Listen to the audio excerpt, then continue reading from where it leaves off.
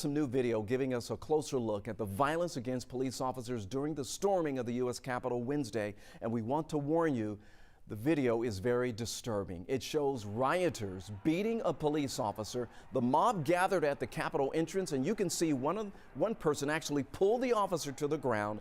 That's when the mob starts beating him, stomping on the officer, and even hitting him with a pole carrying the American flag. The video also reveals many in the crowd had batons that they used against police to beat police while yelling USA, USA. And this all comes as House Speaker Nancy Pelosi says the House will proceed with legislation to impeach President Trump if all other efforts to remove him fail. Well, House Democrats will introduce the articles of impeachment, and a vote is expected as early as Tuesday, and it charges the president with inciting the insurrection at the Capitol last week. 11 Alive's John Sherrick explains what's going to happen next.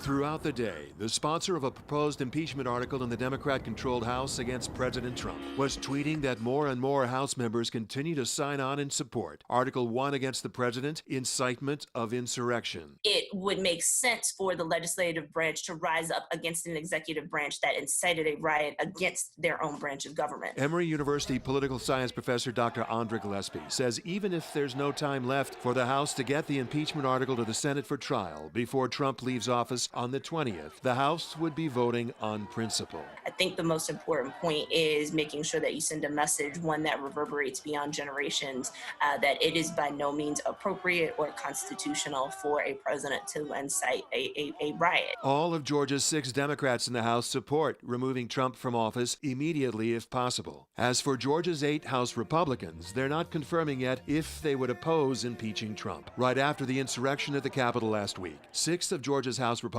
tried to overturn the election and keep Trump in office for 4 more years. They opposed approving Biden's Electoral College votes, and the other 2 Georgia Republicans supported approving Biden's Electoral College win. One possible option for Congress is for the Senate to put Trump on trial in the months after he leaves office, and it would take bipartisan support in the evenly divided Senate to reach the 2/3 majority needed to convict. It's something that's going to be dealt with at the beginning of the Biden presidency, and it's going to, like a cloud, hang over this presidency until it gets addressed, until Congress decides how it wants to hold President Trump accountable for his behavior in last week's riot. And possibly prevent him from ever holding federal office again.